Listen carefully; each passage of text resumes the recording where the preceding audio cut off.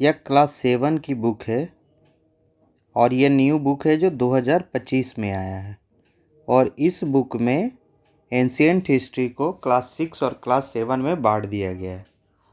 तो हमने अध्याय 5 देखा जिसमें मौर्य काल का एक विस्तृत वर्णन किया।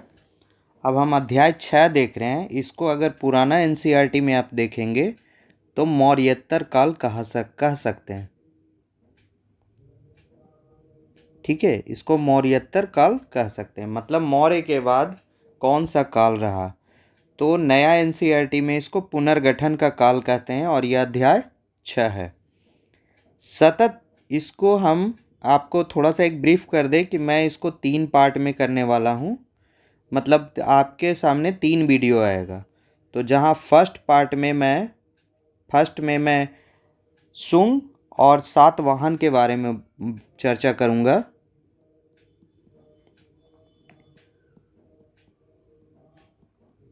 और दूसरे पार्ट में मैं इसमें चेदी, चेर और पांड्य के बारे में बात करूँगा। चेदी, चेर और पांड्य के बारे में। और तीसरे वीडियो में आपको कहाँ चला जाएंगे हम, कुषाण के बारे में, और इसका ब्रीफ करके हम ख़त्म करेंगे। तो इस तरह से हम इसको 3 वीडियो में देखेंगे। चूँकि पिछला वीडियो 2 घंटे का काफ़ी लंबा था, साम्राज्यों का उदय, जिसमें मगध का उत्कर्ष और मौर्य साम्राज्य के बारे में विस्तृत चर्चा किया गया था। अब ये देखते हैं पुनर्गठन का काल। जब अशोक की मृत्यु होती है तो लगभग 50 साल में ही मौर्य साम्राज्य समाप्त हो जाता है। तो देखते हैं आगे कि इसमें क्या क्या होता है। पुनर्गठन का काल सतत जीवत परंपरा और नवजीवन की एक अद्भुत शक्ति के कारण इस भूमि ने असंख्य परिवर्तनों के माध्यम से स्वयं को समायोजित किया है। तो यह पुनर्गठन का काल है। और यहाँ जो भारतीय उपमहाद्वीप के बारे में जो बोला जा रहा है, कहा जा रहा है कि यहाँ सतत जीवंत परंपरा और नवजीवन रहा है और असंख्य परिवर्तन हुए हैं, लेकिन उसके बावजूद भारतीय उपमहाद्वीप अपने आप को समायोजित करता रहा है। पुनर्गठन के काल से कला की एक झलक। यह पुनर्गठन काल में भी कला का उत्कर्ष था और इसमें बहुत सारे ऐसे वंश थे जिन्होंने कला का संरक्षण भी किया और नए नए कला का उद्भव भी किया। देखिए यहाँ पे लिख भी दिया है मौर्योत्तर काल को कभी कभी पुनर्गठन का काल क्यों कहा जाता है। तो पुनर्गठन और मौर्योत्तर काल एक ही हैं। तो क्यों दोनों को एक ही कहा जाता है, क्यों कहा जाता है? वह कौन से मूल्य और सिद्धांत थे जिन्होंने इस काल के सम्राटों का मार्गदर्शन किया। इस समय कोई साम्राज्य बहुत बड़ा नहीं था। कुछ साम्राज्य छोटे थे, कुछ उपमहाद्वीप में भी फैल रहे थे। और सिकंदर के आक्रमण के बाद बहुत सारे क्षत्रपों में अपना जो भी एरिया वो जीतता था वो एक क्षत्रप को बांट देता था। तो बहुत सारे उत्तर पश्चिम एरिया में क्षत्रप भी थे। तो उन्होंने भी भारत में कला का बहुत सारा उद्भव किया। विदेशी आक्रमणकारी इस समय ज़्यादा हुआ। विदेशी आक्रमणकारियों ने किस प्रकार भारतीय समाज में समाहित होकर सांस्कृतिक संगम में योगदान दिया। जब हम कुषाण वंश पढ़ेंगे तो उसको देखेंगे कि वह भी विदेशी था और किस प्रकार से भारतीय समाज में वह समाहित होकर सांस्कृतिक योगदान दिया। तो हम ये 2 बच्चों के बारे में देख चुके हैं, भविष्य और ध्रुव। ये भविष्य है और ये ध्रुव है। ये पहले एक बार मौर्य साम्राज्य का यात्रा कर चुके हैं अपने इतिहास काल यंत्र से। उनके पास क्या है? इतिहास काल यंत्र है, जिससे वह क्या करते हैं, किसी भी साम्राज्य में यात्रा करते हैं। यह आपको न्यू एनसीईआरटी में आपको ज़्यादा समझ में आए, इसलिए इस 2 बच्चों का दिया गया है यहाँ पे कि किस प्रकार वो यात्रा करके और आपको नई नई यात्रा पे ले जाते हैं। यात्रा से लौटकर विश्राम कर चुके थे, मौर्य साम्राज्य का यात्रा कर चुके थे और विश्राम कर चुके थे। अब एक नवीन साहसिक यात्रा के लिए उत्सुक थे। उन्होंने पुनः इतिहास काल यंत्र का उपयोग करने का निश्चय किया और एक नवीन ऐतिहासिक कालखंड में पहुंच गए। वहाँ उन्होंने विविध कलाकृतियों का एक संग्रह देखा, जिनमें से प्रत्येक एक दूसरे से बिल्कुल भिन्न थी। हर कोई क्या था? एक दूसरे से भिन्न था। वे सोचने लगे कि ये कलाकृतियाँ किसी एक ही साम्राज्य की है या अनेक साम्राज्य की। उनका अनुमान सही था। इस अध्याय में हम एक लंबे कालखंड की यात्रा करेंगे। तो पहले बता चुके हैं कि इसमें शुंग के बारे में, सातवाहन के बारे में, चेदी, चेर, पांड्य और कुषाण के बारे में हम यात्रा करेंगे। अशोक के उत्तराधिकारियों के विषय में बहुत कम जानकारी मिलती है। सामान्यतः यह स्वीकार किया जाता है कि मौर्य साम्राज्य के अंतिम शासक की हत्या लगभग 185 सामान्य संवत वर्ष पूर्व। तो हम आपको बता दें कि यह जो है काल 0 से पीछे के तरफ -185 पे है। ठीक है, और हम अभी कहाँ हैं? 2025 में। मतलब अगर अभी से हम जोड़ेंगे तो दोनों को जोड़ दें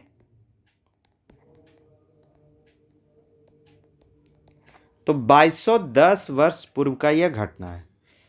तो 185 सामान्य संवत पूर्व में उसके सेनापति पुष्यमित्र शुंग, यहीं से क्या हो रहा है? शुंग वंश का स्टार्ट हो रहा है।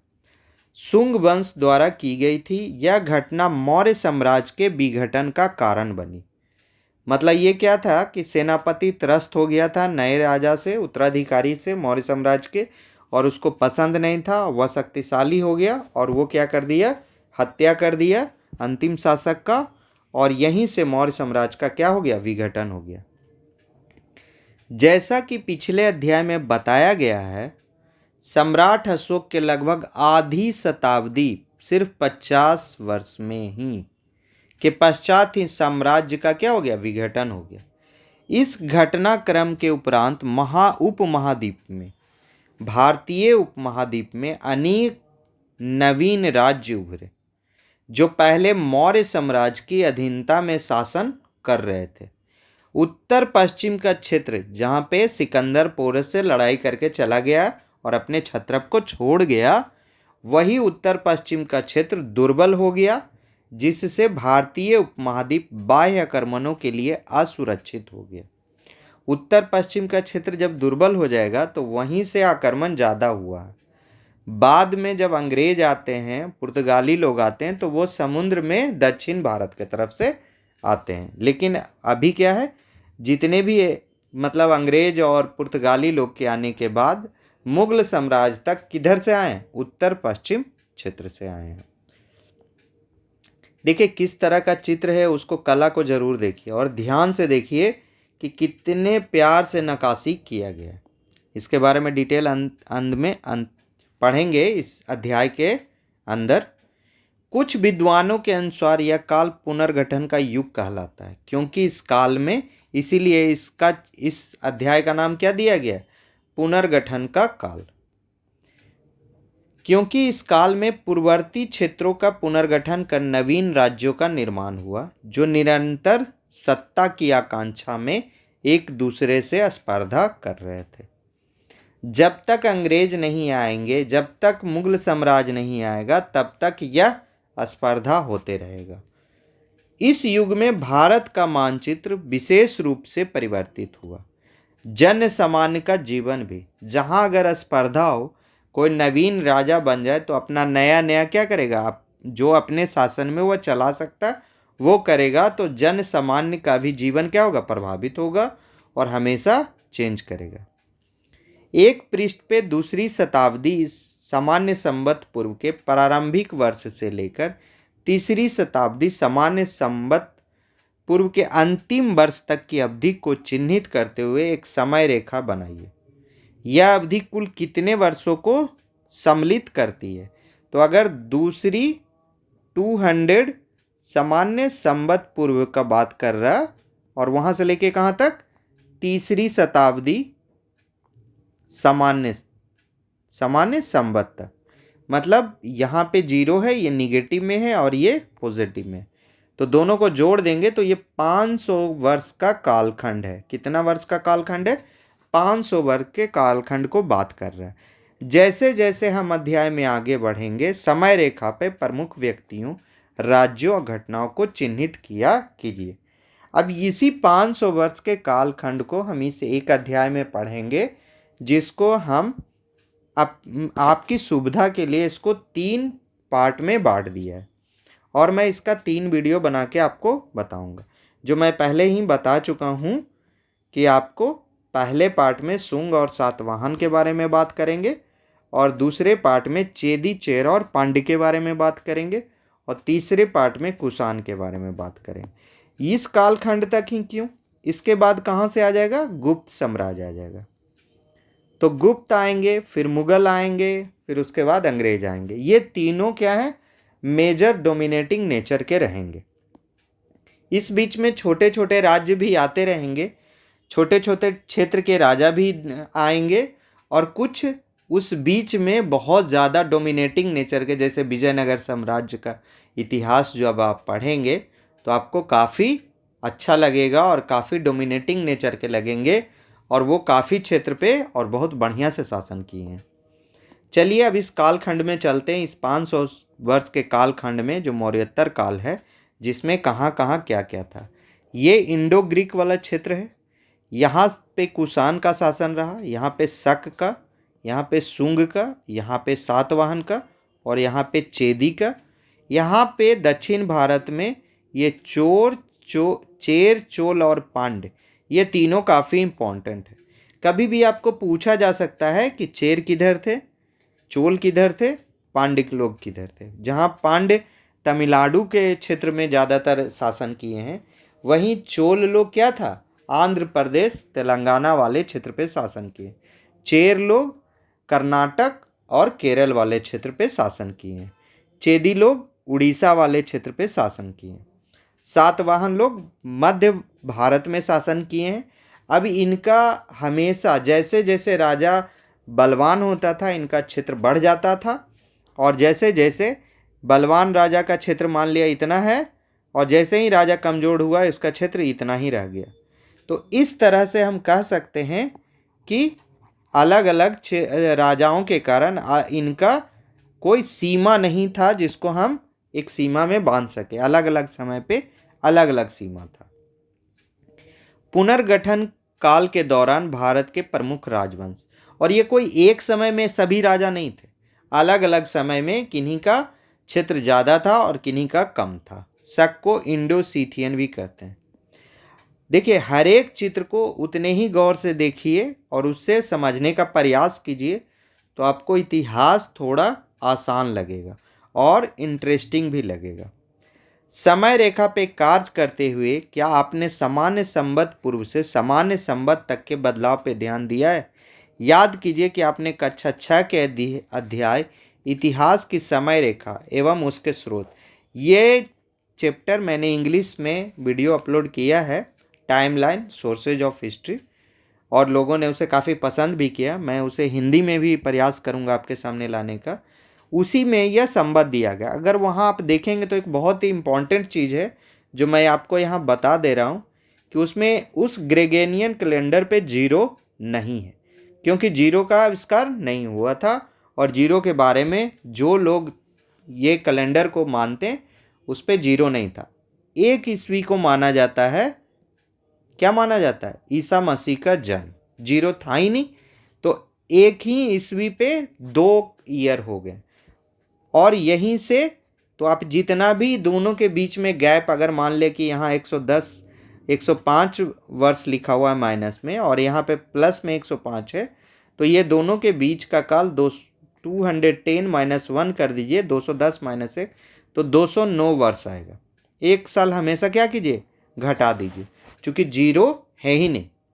ये इस कक्षा 6 के इतिहास की समय रेखा में उसके स्रोत का बहुत ही इंपॉर्टेंट पॉइंट है कि जीरो उस लाइन पे है ही नहीं, 1 ही दोनों तरफ है। 1 के जैसे ही इधर जाएंगे तो -1 हो जाएगा, और जैसे ही इधर जाएंगे तो +1 हो जाएगा, मतलब 2 हो जाएगा। पिछले अध्याय में आपने मौर्य साम्राज्य का मानचित्र देखा। चित्र 6.2 मौर्योत्तर काल का मानचित्र है। आप इस क्षेत्र में कितने राजवंशों की गणना कर सकते हैं जो पूर्व में मौर्य शासन के अधीन थे। तो चलिए ये काम करिएगा, आप देखिएगा।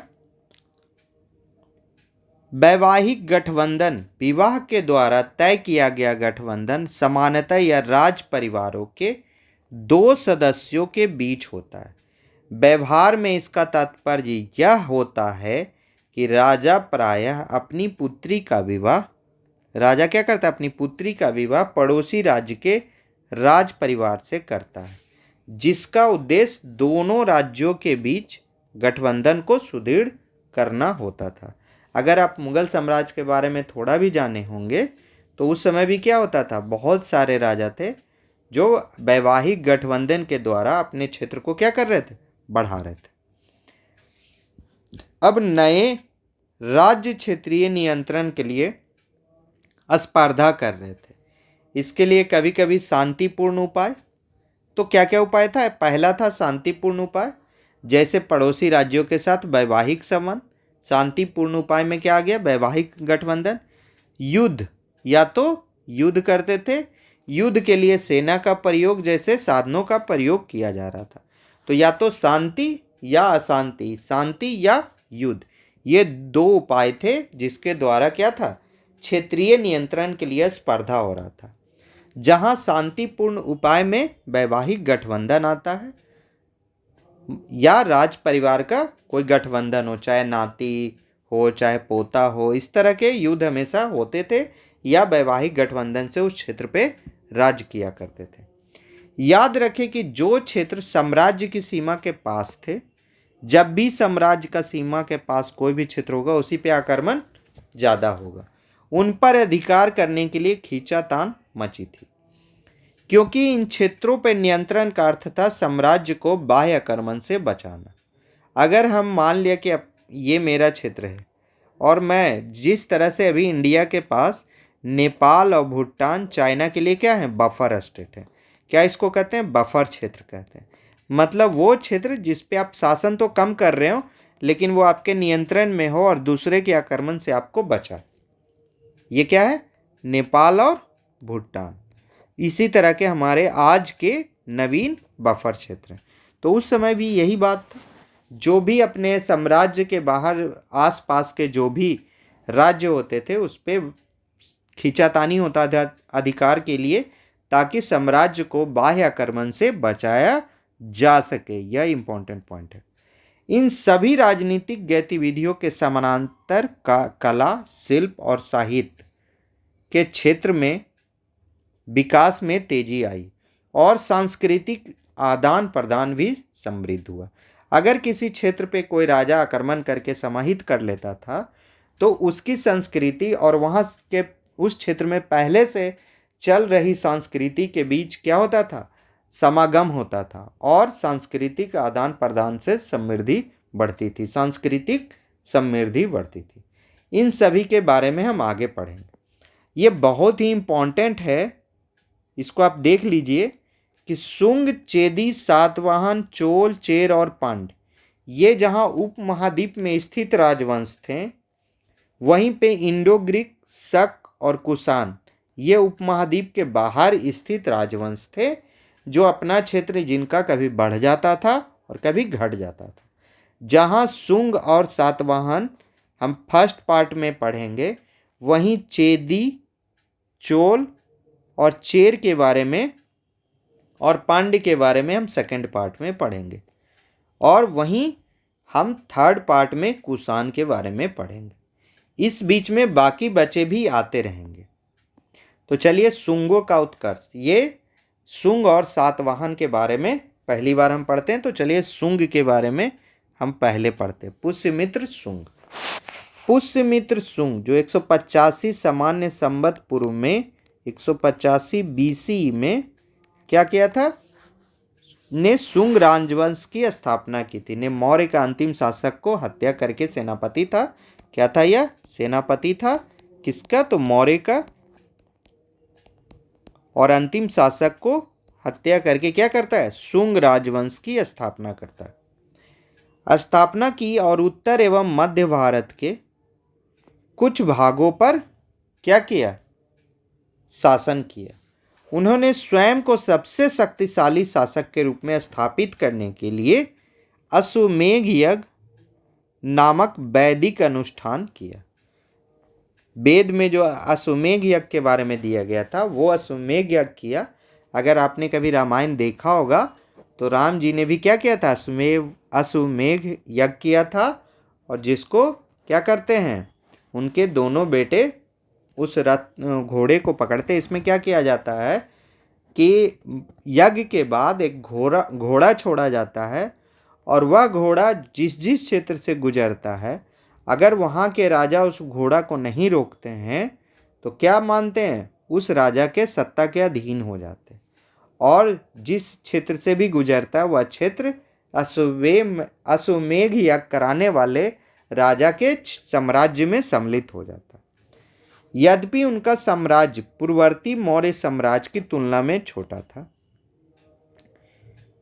फिर भी उन्होंने अपने साम्राज्य को बाहरी आक्रमणकारियों से सुरक्षित रखा तथा ग्रीकों के साथ कुछ सैनिक अभियानों के बाद मैत्रीपूर्ण संबंध रखा। एक तो बाह्य आक्रमणकारी से बचा के रखे और दूसरा ग्रीक के साथ क्या रखे, सैनिक अभियान के बाद मैत्रीपूर्ण संबंध रखे।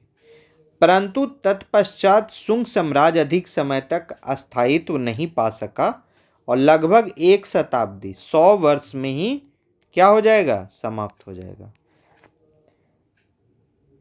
के बाद ही इसका अस्तित्व समाप्त हो गया। इस काल में वैदिक अनुष्ठानों और प्रथाओं का पुनरुत्थान हुआ, परंतु साथ ही अन्य दर्शनों और मतों का भी व्यापक प्रचार प्रसार हुआ। कहते हैं कि पुष्यमित्र शुंग क्या था, ब्राह्मण था, वो क्षत्रिय था नहीं। इसलिए क्या था कि उसको वैदिक अनुष्ठान और प्रथा में क्या था, ज़्यादा विश्वास था और इसीलिए इस समय वैदिक अनुष्ठानों और प्रथाओं का पुनरुत्थान हुआ और दर्शन और मत का भी व्यापक प्रचार प्रसार हुआ।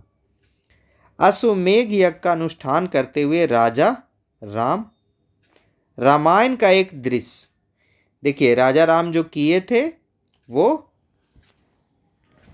उसी का एक दृश्य यहाँ भी दिया गया। यह 19वीं शताब्दी की चित्रकारी है जो राष्ट्रीय संग्रहालय में संग्रहित है। तो इसको आप इस चित्र को देखेंगे तो इससे समझ में आएगा कि किस तरह से अश्वमेध यज्ञ लोग करते थे। अश्वमेध यज्ञ के बारे में जो मैं बता चुका हूँ उसको फिर से यहाँ दे रहा है, देख लेते हैं क्या दिया है। एक वैदिक अनुष्ठान है जिसके द्वारा शासक स्वयं को एक शक्तिशाली राजा के रूप में स्थापित करता है। इस अनुष्ठान में एक ही घोड़ा है, रथ नहीं, एक घोड़ा सैनिकों के साथ स्वतंत्र विचरण के लिए छोड़ दिया जाता था। जिस क्षेत्र से वह घोड़ा बिना किसी चुनौती के पार हो जाता, वह क्षेत्र यज्ञकर्ता राजा के अधीन माना जाता था।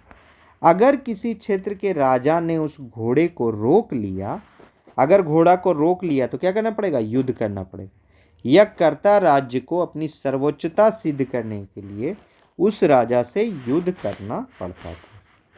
संस्कृत इस काल में दार्शनिक और साहित्यिक रचनाओं के लिए एक प्रमुख लोकप्रिय भाषा के रूप में प्रतिष्ठित हुई। संस्कृत क्या बन गया, साहित्यिक रचनाओं, दार्शनिक और साहित्यिक रचनाओं का एक लोकप्रिय भाषा बन गया। क्या बन गया, भाषा बन गया। क्या आपको कक्षा 6 की शारीरिक शिक्षा और स्वास्थ्य में योग सूत्रों के कुछ अंश याद हैं?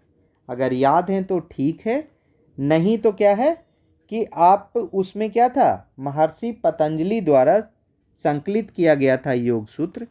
तो ये इम्पॉर्टेंट है कि महर्षि पतंजलि द्वारा क्या किया गया था, योग सूत्र को संकलित किया गया था जो संस्कृत में था। इसीलिए यहाँ पे यह बात किया जा रहा है। शुंगों ने साहित्य, कला और वास्तुकला का संरक्षण किया। भरहुत स्तूप मध्य प्रदेश शुंगकालीन कला का एक अनुपम उदाहरण प्रस्तुत करता है। संभवतः इसका मूल निर्माण, इसका जो मेन निर्माण है, सम्राट अशोक के काल में हुआ था, किंतु शुंगों ने इसमें अत्यंत सुंदर वेदिकाएं तथा महात्मा बुद्ध के जीवन की कथाओं, जिसको क्या कहते हैं, जातक कथा कहते हैं, को दर्शाते हुए उत्कीर्ण शिल्प जोड़े। ये बौद्ध कला के प्रारंभिक उदाहरणों में गिने जाते हैं। सम्राट अशोक ने बहुत सारा स्तूप बनाया, उसी में भरहुत स्तूप भी था, जिस पे क्या है, यह मतलब शुंग काल ने उसे और ज़्यादा सुंदर बना दिया। वेदिकाएं बना दिया, महात्मा बुद्ध के जीवन की कथाओं को दर्शाते हुए उत्कीर्ण शिल्प जोड़ दिया। ये बौद्ध कला के प्रारंभिक उदाहरणों में गिने जाते हैं। भरहुत स्तूप की वेदिकाएं, चित्र 6.5.2। तो देखिए ये है वेदिका, ये जो चलने वाला है ये पथ है वेदिका। वेदिका पे उत्कीर्ण लक्ष्मी की आकृति। अब वेदिका पे क्या उत्कीर्ण है, ये सब वेदिका ही है जिस पे क्या है, लक्ष्मी का उत्कीर्ण है आकृति दूसरा पे। तो यहाँ देखिए लक्ष्मी जी का आकृति है ये, ठीक है। और कह रहा है कि 6.5.1 ये वेदिका है जो चलने के लिए, घूमने के लिए सीढ़ी घेरा के तरह बना दिया जाता था और चारों तरफ उसके घूमा जाता था, तो ये वेदिका हो गया। और उस वेदिका पे उत्कीर्ण लक्ष्मी की आकृति और गायकों और नर्तकों की मंडली। देखिए ये गायक और नर्तक लोग हैं, ये गाने वाले लोग हो गए हैं और ये नर्तक लोग हो गए, ठीक है। ये लोग नर्तक हो गए, तो ये लोग नर्तक हो गए और ये गायक हो गए। धर्म चक्र को उठाए हुए हाथी, ये 3 हाथी हैं जो धर्म चक्र को क्या है, उठाए हुए हैं। तो अगर आपको कभी कोई एग्ज़ाम देना होगा आगे किसी भी कंपटीशन में, तो कोई पूछ सकता है कि भरहुत स्तूप की वेदिकाओं पे धर्म चक्र को कितने हाथी उठाए हुए थे। क्या यह पूछ सकता है कि 3 हाथी जो धर्म चक्र को उठाए हुए थे वह किस स्तूप पे उत्कीर्ण है, या गायक और नर्तकी की मंडली को किस स्तूप पे दिखाया गया, लक्ष्मी की आकृति को किस स्तूप पे दिखाया गया, ये सब पूछा जा सकता है। कला में शुंगों का योगदान। देखिए ये कला लोग है, तलवार पकड़े हुए राजा का चित्र है, फिर ये भी कोई राजा का ही चित्र है, ये एक औरत और एक उसके बच्चे का चित्र है, ये भी कुछ उसी तरह की आकृति है महिला का। ये बहुत अच्छा दिया गया है। तो देखिए इसके नीचे दिया गया ग्रीक योद्धा को दर्शाता हुआ, तो ये ग्रीक योद्धा है। फर्स्ट पार्ट क्या है, ग्रीक योद्धा है, तो हम लिखते जाते हैं ताकि आपको याद हो जाए। ये ग्रीक योद्धा का चित्र है। दूसरा क्या है, एक पुरुष आकृति है। ये क्या है, एक पुरुष का आकृति है, चाहे वो राजकुमार हो चाहे वो राजा या सामान्य जन हो। तीसरा जो चित्र है, छोटे बालक को गोद में लिए हुए स्त्री। तो ये क्या है, बालक को लिए हुए स्त्री। ये चित्र ना आपको बहुत ज़रूरी है याद रखना, बार बार देखना। किसी भी एग्ज़ाम में पूछा जा सकता है कि यह चित्र किसके काल का योगदान है, को लिए स्त्री। फिर चौथा क्या कह रहा है, पंखे के साथ स्त्री, पंखा झलती स्त्री, ये पंखा है।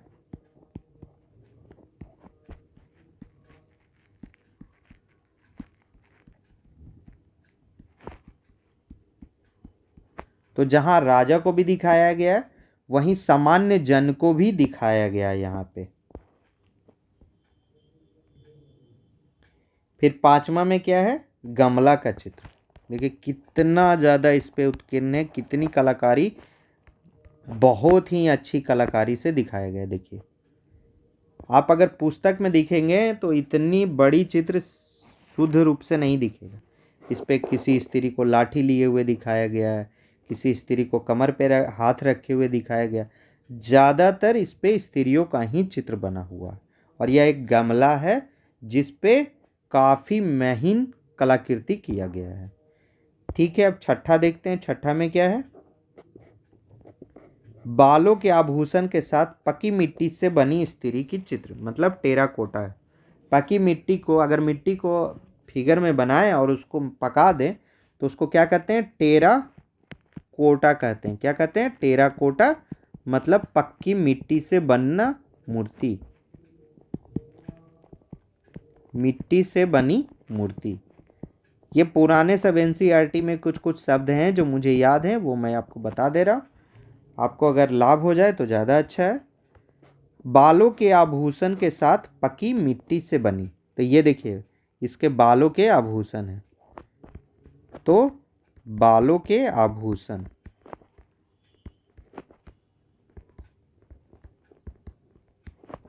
आभूषण के साथ स्त्री। साथ में क्या दे रहा है? राज परिवार का चित्र है। ये क्या है? राजा और रानी को दिखाया गया है और ये राज परिवार का चित्र है।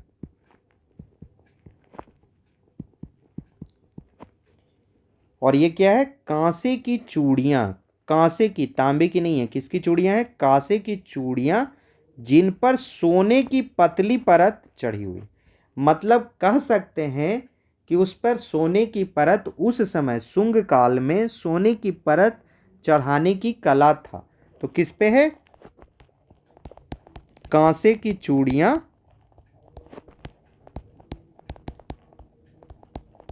चूड़ियों पर सोने की परत। काफी इंपॉर्टेंट है, किसी भी एग्जाम में आ सकता है। देखिए जब भी आप एनसीईआरटी पढ़िएगा आपको अलग ही मिलेगा। और ये मान लीजिए कि अगर आपने एनसीईआरटी का गहन अध्ययन कर लिया क्लास 6 से 12th तक का, तो आप किसी भी कंपटीशन, यूपीएससी चाहे बीपीएससी चाहे किसी भी तरह का पीसीएस कंपटीशन हो, आप उसको बढ़िया से लिख सकते हैं, बना सकते हैं। एसएससी वगैरह, रेलवे वगैरह, इस सब में नए एनसीईआरटी से अगर क्वेश्चन पूछेगा तो आपको लगेगा पता नहीं कहाँ से पूछ दी और इतना हार्ड क्वेश्चन पूछ दिया। लेकिन अगर आपने सही से क्लास 12 तक पढ़ा है तो आपको कोई दिक्कत नहीं होने जा रहा है।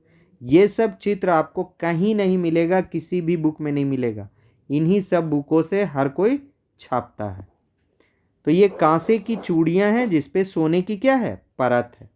हाथी दांत से बना कंघा, क्या इंपॉर्टेंट है? हाथी दांत का कंघा। यही हाथी दांत का कंघा जो है हड़प्पा संस्कृति में भी था। हार के मनके, देखिए हार का क्या मनका बनाया गया है ना। तो ये हार के मनके, हार माने हारना नहीं, हार माने गले का गिलवर हार, है ना। हार के मनके।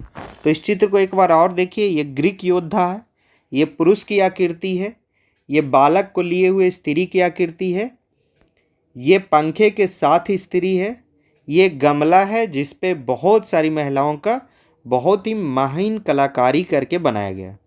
ये बालों के आभूषण के साथ स्त्री है।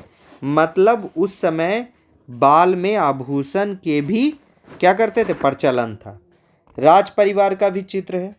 कांसे की चूड़ियों पे सोने की परत, मतलब कांसे की चूड़ियों पे सोने का परत चढ़ाया जाता था। ये भी इंपॉर्टेंट है कि कांसे की चूड़ियों के क्या था? परत, सोने की परत चढ़ाने का भी प्रचलन था। और हाथी के दांत का कंघा बनाया जाता था। और देखिए क्या कलाकारी है, मोर है, कोई पक्षी है, कोई राज परिवार भी है, या सामान्य जन है, लड़का लड़की भी दिखाया गया, और हार के मनके भी है। तो ये 10 चित्र आपको काफ़ी इंपॉर्टेंट है जो कला में शुंगों के योगदान को दर्शाता है। नीचे भरहुत स्तूप की एक पट्टिका का चित्र। दाहिने तरफ की दोनों आकृतियों को ध्यानपूर्वक देखिए। ये क्या कर रहे हैं? दाहिने तरफ के आकृति हैं, वे क्या कर रही हैं? क्या आप अपने व्यवसाय का अनुमान लगा सकते हैं? उनके परिधानों पे ध्यान दीजिए। उनके परिधानों पे देखिए, पत्ता पहने हुए है ना। यह हमें उनके बारे में क्या बता रहे हैं? पट्टिका में आपको जो अन्य विवरण दिखे उन्हें सूचीबद्ध कर कक्षा में उन पर चर्चा कीजिए। तो जितने भी चित्र हैं वो मैं अगले क्लास में, अगले वीडियो में ज़रूर आपको एक्सप्लेन करके बताऊंगा। मैं क्यों नहीं बता रहा हूं? ताकि आप भी इसे देखिए, सोचिए, सर्च करिए और समझने का प्रयास करिए कि इस पर क्या दिखाया गया, क्या कहा जा रहा है। देखिए अगर यहाँ देखेंगे तो कोई जानवर का पूंछ भी दिखा रहा है ना, तो देखेंगे कि इस पे क्या क्या है। ये क्या है, भरूत स्तूप की एक पट्टिका है। चित्र 6.6 के कोलाज में चित्रों को ध्यान से देखिए। कपड़ों, आभूषणों, दैनिक उपयोग की अन्य वस्तुओं पे अपने विचार लिखिए। कपड़ा कैसा था ये भी दिखाया गया। आभूषण क्या पहनते थे, तो कांसे की चूड़ियां पहनते थे जिस पे सोने की परत था, यही 6.6 है ना। ये इस तरह के कपड़े होते थे, परिधान होता था कपड़ा जो है, देखिए लंगोट टाइप का पहनते थे। लड़कियां भी क्या बनती थी, कमरबंद पहनती थी। बहुत सारे साड़ियाँ पैरों तक थे। तो इस तरह से आप कपड़ों के बारे में लिख सकते हैं। आभूषण के बारे में लिख सकते हैं कि हार के मनके बनाए जाते थे, कांस की चूड़ियाँ बनाई जाती थी जिस पे सोने की परत होती थी। फिर और क्या बोल रहा है, कपड़ा, आभूषण और दैनिक उपयोग की वस्तुएं, तो हाथी दांत से कंघा बनाया जाता था। बाल में भी वो क्या करते थे, आभूषण लगाते थे। तो ये पंखा रखते थे, गर्मी लगे तो पंखा भी इस्तेमाल करते थे। तो इस तरह से आप कपड़ा, आभूषण और दैनिक उपयोग की वस्तु में आप कंघा, पंखा और क्या था, बाल में आभूषण,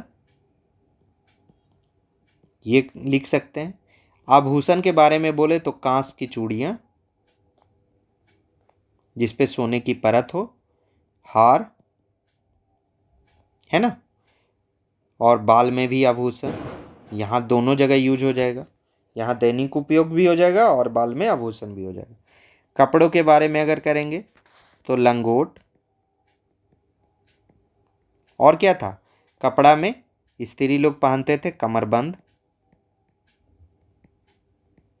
इस तरह से था।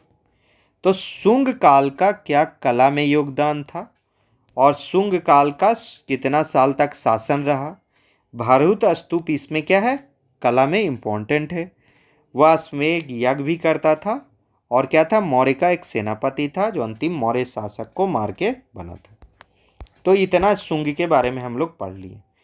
आइए अब हम पढ़ते हैं सातवाहन के बारे में। इसी शुंग और सातवाहन को हम इस अध्याय में क्या करेंगे, पहले पार्ट में कवर करेंगे। उपलब्ध सीमित साक्ष्यों से, जो भी उपलब्ध है आर्कियोलॉजिकल साइट से जितने भी साक्ष्य उपलब्ध हुए हैं, शुंगों ने अपने पड़ोसी प्रदेशों से अनेक युद्ध किए। संभवतः इनमें सातवाहन भी सम्मिलित थे। मतलब कुछ समय ऐसा था जो शुंग और सातवाहन का क्या करता था, कोलैप्स करता था, एक दूसरे पे कोलैप्स करता था। ऐसा नहीं था कि शुंग खत्म हुए फिर सातवाहन आए। हाँ, ये था कि मौर्य शासन के बाद शुंग शासन आए, जिन्होंने दूसरी शताब्दी सामान्य संवत पूर्व से दक्षिण में दक्कन के विस्तृत भूभाग पर शासन किया। यह मध्य भारत से दक्कन तक के शासन किए। चोल, चेर और पांड्य जहां तक आएंगे उस पार्ट को छोड़ के लगभग दक्कन के पार्ट पे इन्होंने क्या किया, शासन किया, दक्षिण में दक्कन के पार्ट। शुंग साम्राज्य के दक्षिण में स्थित इस शक्तिशाली वंश को कभी कभी आंध्र के रूप में भी जाना जाता है। मतलब आंध्र प्रदेश के चलते इसको आंध्र भी कहते हैं। सातवाहन एक शक्तिशाली राजवंश था, इसको क्या कहते हैं, आंध्र वंश भी कहते हैं। शायद इसी से बाद में आंध्र प्रदेश बना। उसका साम्राज्य मुख्यतः वर्तमान आंध्र प्रदेश, तेलंगाना, ये आपस में दोनों बाद में टूटे ही हैं, तथा महाराष्ट्र के प्रदेशों में विस्तृत था। महाराष्ट्र में भी था, क्या था, आंध्र प्रदेश, तेलंगाना और महाराष्ट्र में। ये तीनों क्षेत्र क्या है, इंपॉर्टेंट है, याद रखिएगा कि सातवाहन का साम्राज्य कहाँ तक था, तो आंध्र प्रदेश, तेलंगाना और महाराष्ट्र। शुंग लोग कहाँ थे, उत्तर में थे। भिन्न भिन्न समय पे इसकी राजधानी अनेक स्थानों पे रही। मतलब इनकी राजधानी भी क्या था, बदलते रहता, जिसमें अमरावती और प्रतिष्ठान विशेष रूप से प्रसिद्ध थी। विशेष रूप से प्रसिद्ध कौन सा राजधानी था, अमरावती और प्रतिष्ठान। ऐसा प्रतीत होता है कि सातवाहन साम्राज्य में व्यापार और वाणिज्य बहुत फला फूला। ये इंपॉर्टेंट है, राजधानी याद रखिएगा। राजधानी कहाँ था, क्षेत्र कहाँ तक था? तो सातवाहन को अगर लिखेंगे तो जो जो पॉइंट मिलेगा उसको हम कंप्लीट करते जाएंगे। क्षेत्र कहाँ था? तो आंध्र प्रदेश, तेलंगाना, अब महाराष्ट्र। अब पूरा महाराष्ट्र, पूरा तेलंगाना, पूरा आंध्र प्रदेश था ये कहना बड़ा मुश्किल है, लेकिन कुछ लगभग पार्ट आंध्र प्रदेश, तेलंगाना और महाराष्ट्र में था। और वहां पे उसकी राजधानी क्या थी? अमरावती और प्रतिष्ठान। इससे भी ज्यादा था क्या? यही दो राजधानी था? तो नहीं, इससे भी ज्यादा राजधानी था, लेकिन इंपॉर्टेंट क्या था, प्रसिद्ध क्या था? अमरावती और प्रतिष्ठान। यहाँ पे व्यापार और वाणिज्य बहुत फला फूला। सातवाहन शासकों द्वारा जारी किए गए सिक्के भारत के विभिन्न क्षेत्रों जैसे गुजरात से लेकर आंध्र प्रदेश तक अर्थात पश्चिमी एवं पूर्वी समुद्री तटों से प्राप्त हुए। तो देखिए इनका राज्य जो था, अगर कोई पूछेगा कि सिक्के कहाँ से मिले, तो कहाँ से मिले? पश्चिम से पूरब तक। पश्चिम में कहाँ? गुजरात। अब पूरब में कहाँ? तो आंध्र प्रदेश। पूरब में तो थे ही पूरे, गुजरात तक भी इनका व्यापार प्रचलन में था। वास्तव में अनेक सिक्कों पे जहाज के चित्र अंकित थे। सिक्कों पे क्या थे? जहाज के चित्र थे, जो यह दर्शाता है कि समुद्री व्यापार तत्कालीन आर्थिक जीवन का एक महत्वपूर्ण अंग था। अगर आप इतिहास को गौर से पढ़ेंगे तो हम लोग समुद्र में क्या है, कमजोर शुरू से ही रहे। अशोक के शासन काल में मौर्य साम्राज्य में तो थोड़ा बहुत समुद्र के तरफ ध्यान भी दिया गया है, लेकिन मुगल साम्राज्य में तो बहुत ही कम ध्यान दिया गया। लेकिन सातवाहन लोग समुद्री व्यापार पे काफी पकड़ था उनका। यहाँ दिए गए सिक्के पे दर्शाए गए जहाज, देखिए जहाज का चित्र दिखाया गया।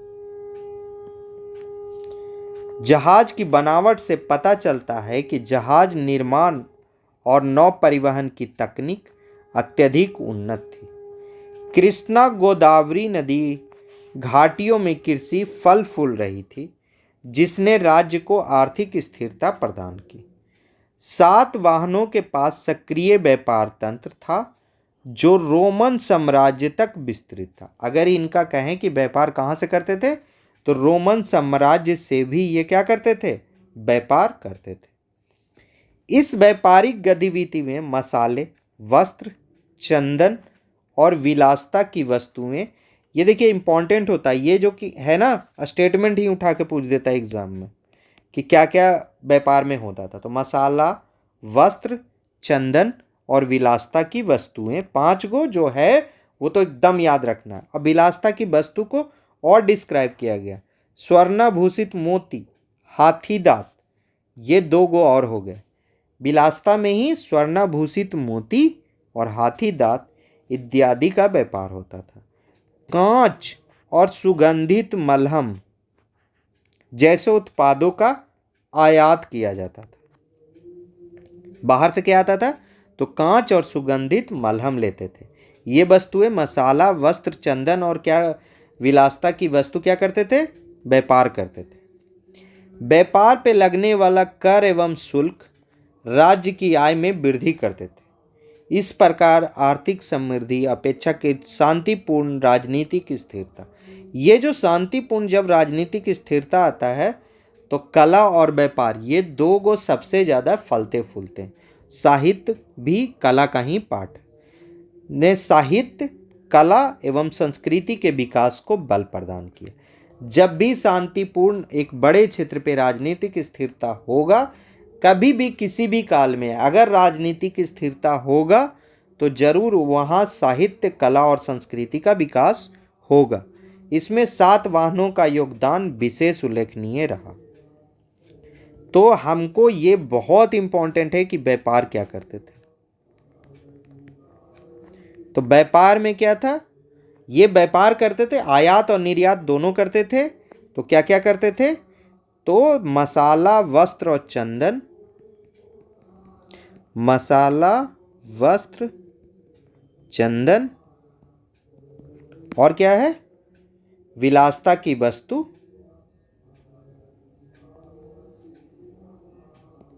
विलासता की वस्तु जिसमें दो गो है, स्वर्णाभूषण, मोती और हाथी के दांत। तो ये कितने हो गए, 5 हो गए। इसका आदान प्रदान दोनों होता था। और आयात क्या करते थे, तो 2 चीज करते थे, ये इंपॉर्टेंट है। आयात करते थे कांच और सुगंधित मलहम।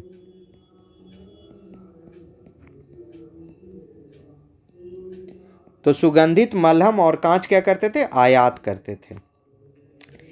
पुणे के पास नाने घाट गुफाएं, जो एक प्रमुख व्यापार मार्ग के निकट स्थित है, इसका उपयोग व्यापार कर और पथ कर के संग्रह और व्यापारियों के लिए विश्राम स्थल के रूप में किया जाए।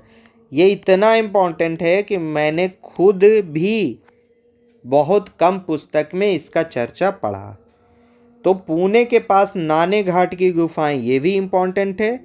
और इसका इस्तेमाल क्या होता था, या तो व्यापार कर और पथ कर का यहाँ संग्रह किया जाता था, और या तो व्यापारियों के लिए विश्राम स्थल। तो इसका 2 गो उपयोग था। एक तो था कर, कर में भी 2, पथ कर और व्यापार कर लगाना। इसका क्या करता था, संग्रह स्थल था या विश्राम स्थल। किसके लिए, तो व्यापारियों के लिए।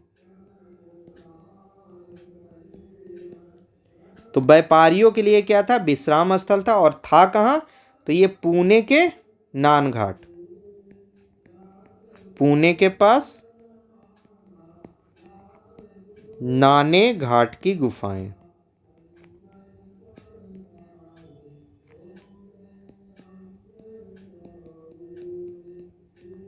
ठीक है, याद रखिएगा 2 कर का यहां संग्रह किया जाता था। पथकर मतलब जो लोग यहां से गुजरते थे उनसे भी कर लिया जाता था, और जो व्यापार करते थे उनसे भी कर लिया जाता था।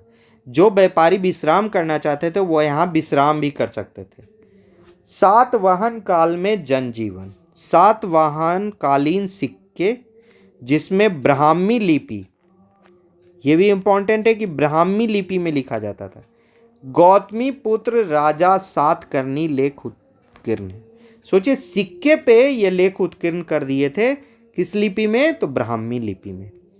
सातवाहन परंपरा के अनुसार राजकुमारों के नाम प्रायः उनकी माताओं के नाम पे रखे जाते थे। ये इंपॉर्टेंट पॉइंट है, जो कहीं भी आप किसी भी बुक पढ़िएगा तो उसमें मिल जाता है। ठीक है, कि राजाओं के नाम या उनके बच्चों के नाम या राजकुमारों के नाम किस पे रखे जाते थे, माताओं के नाम पे रखे जाते थे। उदाहरण के लिए गौतमी पुत्र सातकर्णी, मतलब ये पुत्र किनके हैं, गौतमी पुत्र, उनका नाम क्या, सातकर्णी का नाम उनकी माता गौतमी बलश्री के नाम पे रखा गया था। अगर आप बिहार यूपी के क्षेत्र से बिलोंग करते हैं तो आप देखिएगा माता पिता के नाम का इस्तेमाल हमारे नामों में नहीं किया जाता है। लेकिन अगर आप महाराष्ट्र वगैरह में चल जाइएगा, आंध्र प्रदेश वगैरह में चल जाइएगा, तो वो लोग अपने नाम के आसपास क्या रखते हैं, अपने माता पिता का भी नाम रखते हैं। गौतमी बलश्री एक शक्तिशाली क्या थी, रानी थी, जिन्होंने बौद्ध भिक्षुओं को भूमि दान दी थी और नासिक में एक महत्वपूर्ण शिलालेख उत्कीर्ण करवाया, जो राज्य में उनके प्रभाव को दर्शाता है। और उनके पुत्र का नाम क्या था, गौतमी पुत्र सातकर्णी। तो गौतमी बलश्री के नाम पे उनका नाम था। आपके अनुसार राजा के नाम के आरंभ में उसकी माँ का नाम लिखने की परंपरा का क्या अर्थ होगा, तो क्या होगा, राजा मतलब रानी का महत्व, उस समय स्त्री के महत्व को ज़्यादा दर्शाया गया, और ख़ास करके माँ को। एक अन्य प्रमुख अभिलेख पुणे के निकट स्थित नानेघाट की गुफाओं में महाराष्ट्र से प्राप्त हुआ है। यह एक सातवाहन विधवा रानी पर केंद्रित है। जिन्होंने उल्लेखनीय रूप से अश्वमेध याग सहित अनेक वैदिक अनुष्ठान संपन्न किए। इस अभिलेख में हमें इंद्र, चंद्र और सूर्य जैसे वैदिक देवताओं का उल्लेख मिलता है। हमें रानी द्वारा दिए गए दान की सूची मिलती है, जिनमें भूमि, गायें, घोड़े, हाथी, चांदी के सिक्के एवं अन्य वस्तुएं सम्मिलित थी। तो दान में क्या दिया जाता था? सातवाहन काल का एक विशेषता रहा है भूमि को दान में देने का प्रचलन का शुरुआत करना। तो भूमि का जो दान देने का, भूदान का जो प्रचलन है, ये कहाँ से शुरू हुआ? ये प्रचलन सातवाहन काल से ही शुरू हुआ है। सातवाहन काल से शुरू हुआ।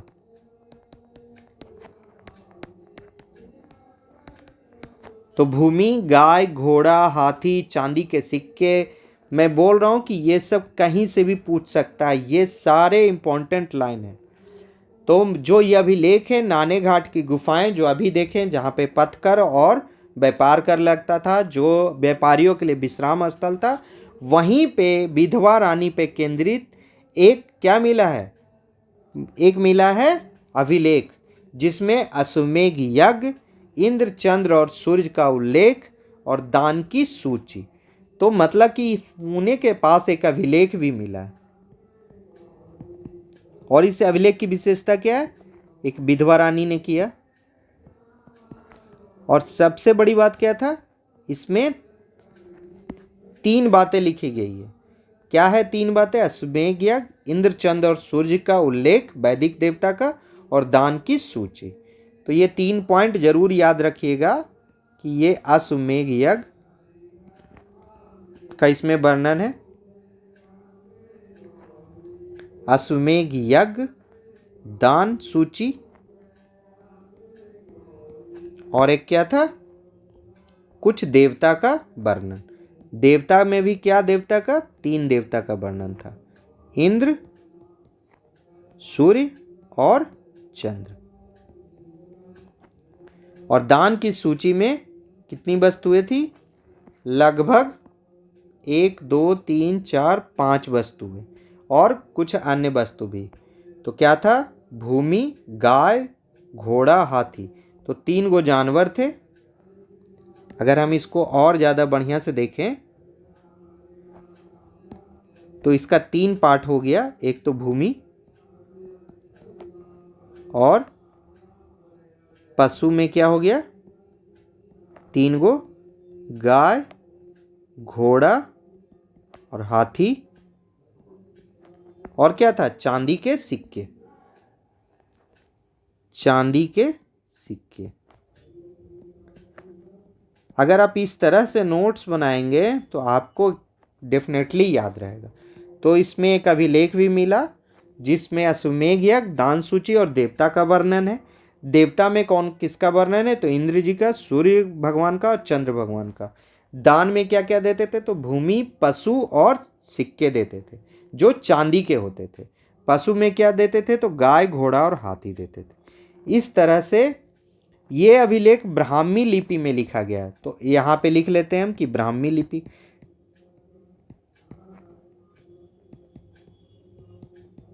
ब्राह्मी लिपि में लिखा गया, तो ये भी याद रखना। इनमें कुछ अंक, संख्याओं के प्रतीक भी मिलते हैं। इनमें क्या है? संख्या भी है। अगर पूछ देगा कि जो एक अभिलेख मिला है पुणे के निकट नाने घाट की गुफा में, क्या उसमें कुछ अंक के प्रतीक भी मिलते हैं? तो मिलते हैं, जिनका स्वरूप आज के अंकों से मिलता जुलता, आज के अंकों से मिलता जुलता है। जैसे ये 1, ये 2, ये 4, 1 2 3, अब इसको भी 2 पार्ट मान लिया, 1 2 1 1 2 3 4, 6 7 7 तो पूरा का पूरा मैच कर गया। 6 भी क्या है? थोड़ा सा ऐसे घुमा के ऐसे लिख दिया है, तो ये भी 6 भी मैच कर गया, है ना। 4 तो हम लोग ऐसे भी लिखते हैं और ऐसे भी लिखते हैं, तो उससे भी मिलता जुलता कुछ कुछ इस तरह से है ना। तो आप कह सकते हैं कि 4 इस तरह से भी लिखा है, जो ऐसे बना दिया गया है ना, इसको बढ़ा दिया गया। तो आप इस तरह से सोच सकते हैं कि अंक भी क्या है? आज से मिलते जुलते हैं, इसको थोड़ा सा मिला दें तो 9 हो जाए, है ना। 10 नहीं मिल रहा है, तो इस तरह से कह सकते हैं आप कि ऐसे लिख के ऐसे 0 कर दिया तो ये भी 10 हो गया। तो इस तरह से अंक भी मिलते जुलते हैं। ये काफ़ी इंपॉर्टेंट बात है जो आपको नए किसी किताब में नहीं मिलेंगे। उपयुक्त अंकों की श्रृंखला में कौन से अंक कुछ कुछ हमारे आधुनिक अंकों जैसे दिखते हैं। तो अगर हम इसको देखें सही से तो ये तो नहीं दिखते हैं, लेकिन मैं जो सोच रहा हूँ उसमें 4 भी दिख रहे हैं, 6 भी दिख रहे हैं और 7 भी दिख रहे हैं और 9 भी दिख रहे हैं हल्के हल्के। तो पूरी तरह से कौन मिल रहा है, ये पूरी तरह से 6 और 7 लगभग 100% मैच कर रहा है, और ये 4 भी मेरे हिसाब से इस तरह से। अब इसको जो है इस तरह से दोनों 4 इसमें मिल रहा है कुछ कुछ, 9 भी कुछ कुछ, और 10 तो नहीं मिल रहा है। तो हम 6 और 7 को इसके आंसर में लिख सकते हैं, 6 और 7। सातवाहन वासुदेव कृष्ण का ही एक नाम के उपासक थे।